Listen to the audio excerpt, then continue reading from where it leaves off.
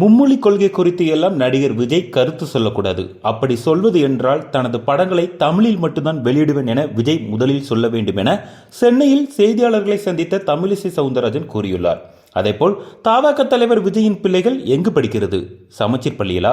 மாநகராட்சி பள்ளியில் படிக்கும் மாணவர்களை மட்டும் வேறு மொழி படிக்காத என்கிறார்கள் என பாஜக மூத்த தலைவர் எச் ராஜாவும் கேள்வி எழுப்பியுள்ளார்.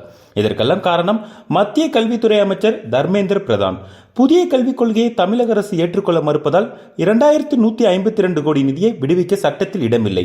தமிழ்நாடு அரசு இந்திய அரசமைப்புக்கு உட்பட்டு செயல்பட வேண்டும் என உத்தரப்பிரதேசத்தில் நடைபெற்ற காசி தமிழ் சங்கம் நிகழ்வுக்கிடையே செய்தியாளர்களிடம் கூறினார். இதனால் தமிழகத்தில் உள்ள கட்சிகள் இதனை எதிர்த்து கருத்துக்களை கூறி வருகின்றனர். அந்த வகையில்தான் நடிகரும் தமிழக வெற்றி கழகத்தின் தலைவருமான விஜய் மும்மொழி கொள்கையை வழியை திணிப்பது மாநிலங்களின் தன்னாட்சி உரிமையை பறிப்பதென்று பேரென்ன என கேள்வி எழுப்பி மாநில மொழிக் கொள்கைக்கு சவால் விடுத்து தமிழகத்திற்கு நிதி ஒதுக்க மாட்டோம் என்று பகிரங்கமாக அறிவிப்பதும் ஜனநாயகத்துக்கு எதிரான கண்டனத்துக்குரிய பாசிச அணுகுமுறை என விஜய் தனது எக்ஸ் தள பக்கத்தில் குறிப்பிட்டிருந்தார். இந்த நிலையில் நடிகர் விஜயின் திரைப்படம் தெலுங்கு, இந்தி உள்ளிட்ட மொழிகளில் கூட வெளியாகிறது. உங்கள் வியாபாரத்துக்கு மட்டும் மும்மொழி கொள்கை தேவை, ஆனால் மாணவர்கள் 3 மொழிகளை கற்றுக்கொள்ளக்கூடாதா என தமிழிசை சவுந்தரராஜன் கேள்வி எழுப்பியிருந்தார்.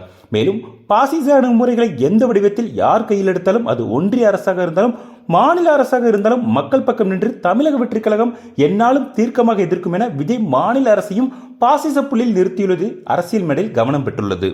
ஆனால் ஏற்கனவே 10-12 வகுப்புகளில் சிறந்து விளங்கும் மாணவர்களுக்கு கல்வி விருது வழங்கும் நிகழ்விலே கல்வியை மாநில பட்டியலுக்கு கொண்டு வர வேண்டும் என விஜய் வலியுறுத்தியதும் பாஜக பாசிசமனில் நீங்கள் என்ன பாயாசமா என திமுகவுக்கு நேரடியாக விஜய் கேள்வி எழுப்பியதும் தற்போது தொடர்வதாகவும் அரசியல் நோக்கர்கள் கூறுகின்றனர்.